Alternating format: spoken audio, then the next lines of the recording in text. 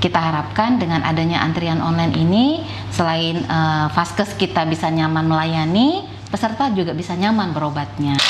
Alur layanan kita sekarang sudah dibuat sedemikian ringkas sehingga peserta itu bisa mudah, cepat, dan setara untuk mendapatkan pelayanan.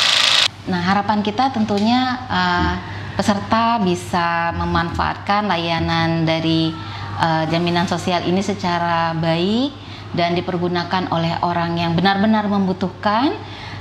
Kita jaga bersama program ini, karena kan program ini memang banyak dibutuhkan oleh orang yang sakit. Jadi kita harus jaga bersama, tidak mungkin hanya dijaga oleh BPJS Kesehatan saja. Kami mengharapkan semua pihak bisa ikut berkontribusi, karena ini kerjasama tim.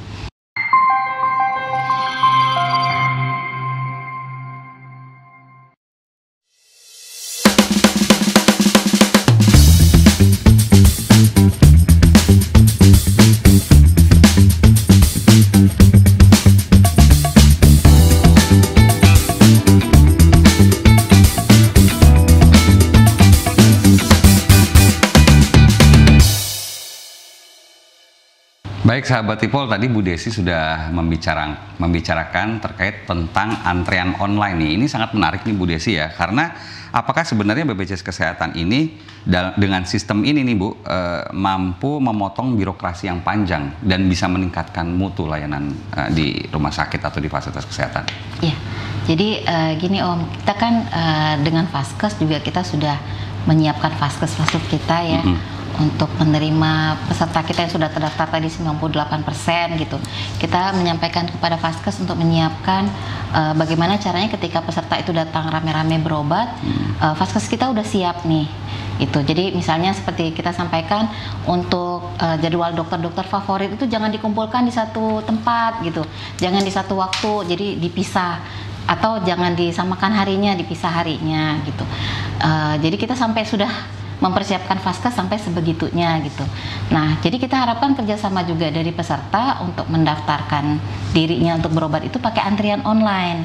Nah, karena kalau dengan antrian online itu kan seperti yang saya sampaikan, peserta sudah tahu nih jam berapa mereka bisa berobat gitu, sehingga tidak terjadi penumpukan di suatu saat yang sama gitu ya, atau di jam-jam yang sama gitu.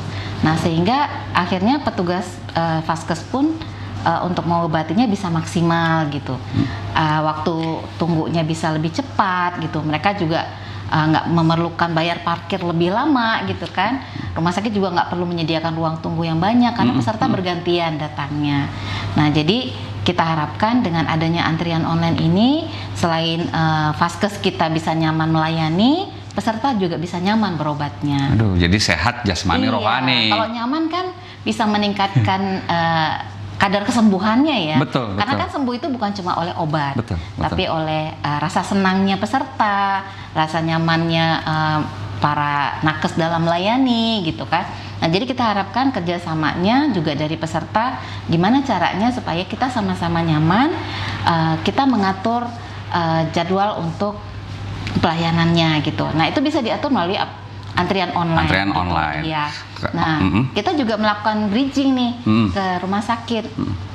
Jadi supaya nanti petugasnya juga tidak terlalu banyak mereka dalam mengentri gitu. Nah, jadi sama-sama nyaman akhirnya gitu kan. Kalau istilah Gen Z sekarang nih Bu ya, berarti mental health-nya terjaga ya.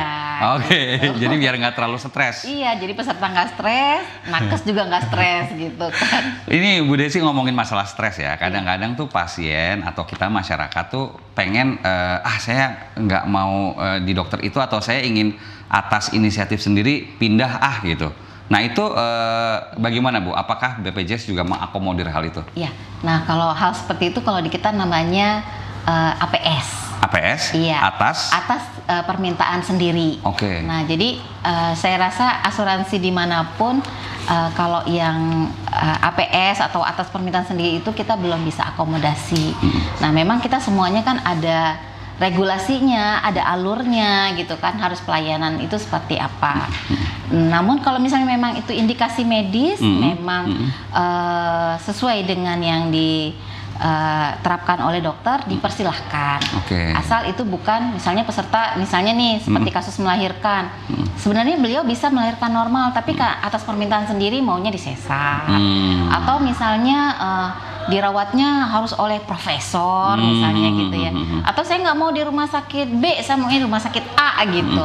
Jadi sesuatu hal yang kita jamin di JKN ini pasti sesuai indikasi medis, bukan atas permintaan sendiri gitu. Konsekuensinya apa Bu kalau pasien APS atas permintaan sendiri? Apakah berarti dia harus membayar di fasilitas yang dia maui sendiri atau bagaimana? Jadi kalau misalnya seperti pengen sesar tadi ya misalkan. Ya, kalau itu, misalnya memang itu tidak sesuai indikasi medis itu tidak bisa kita jamin. Tidak bisa klaim dibayar, nggak bisa ya?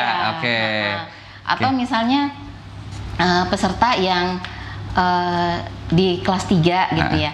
Saya nggak mau di kelas 3, saya maunya naik ke kelas 1 atau VIP.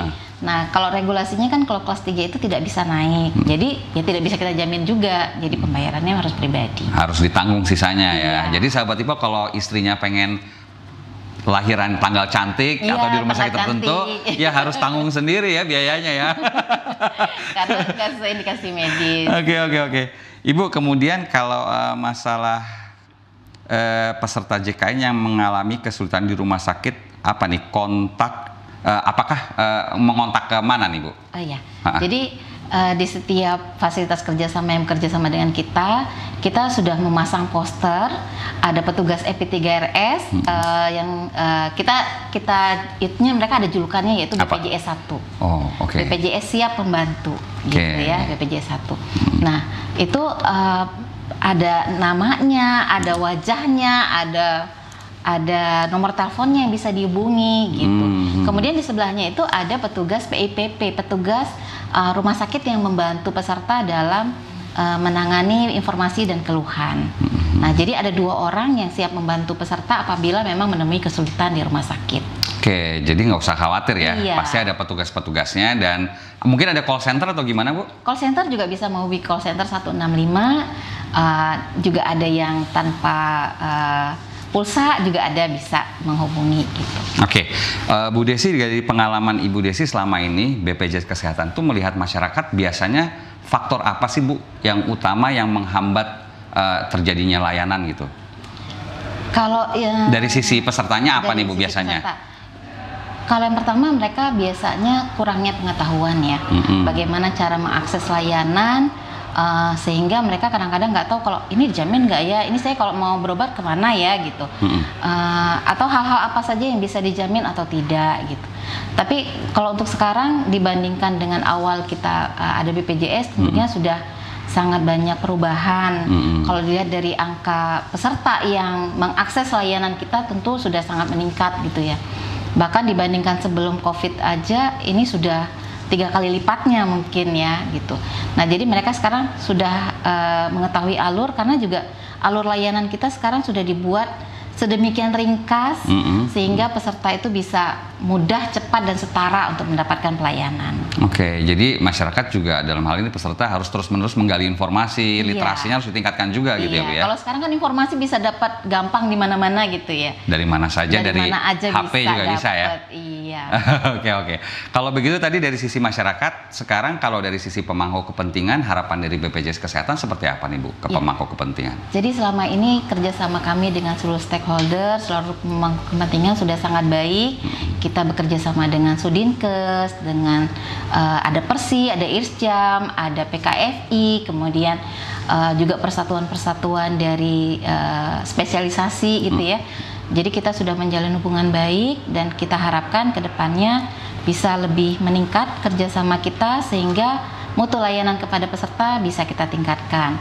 Jadi peserta juga bisa mendapatkan pengobatan yang efektif, kemudian pelayanan biaya kesehatan juga bisa efisien gitu ya. Oke, kalau misalkan untuk harapannya sendiri ke masyarakat terakhir ini Bu, apa nih Bu? Nah, harapan kita tentunya peserta bisa memanfaatkan layanan dari jaminan sosial ini secara baik dan dipergunakan oleh orang yang benar-benar membutuhkan. Kita jaga bersama program ini karena kan program ini memang banyak dibutuhkan oleh orang yang sakit. Jadi kita harus jaga bersama, tidak mungkin hanya dijaga oleh BPJS Kesehatan saja. Kami mengharapkan semua pihak bisa ikut berkontribusi karena ini kerjasama tim dalam kita menjaga efektivitas pelayanan program ini sehingga bisa terus berjalan dan bermanfaat bagi masyarakat. Harus terus bersinergi, harus terus berkolaborasi, itu kata kuncinya ya, Bu Desi ya. Baik, Ibu, sebenarnya masih banyak yang ingin kita bincangkan, tapi ini waktu juga nih ya yang membatasi pertemuan kita kali ini. Mudah-mudahan lain kali kita bisa hadir lagi nih Bu ya di sini ya. Dengan senang hati. Dengan senang hati. Oke, demikian sahabat Ipol bincang kita kali ini. Semoga bermanfaat dan menambah wawasan. Jangan lupa untuk subscribe, like, share, dan komen YouTube Sipol dan update selalu berita-berita terkini dengan follow akun sosial media ipol.id. Akhirnya saya Timur Arif dan Ibu Desi Erna Widarti pamit undur diri dan salam sehat, salam transformasi mutu layanan. Wassalam.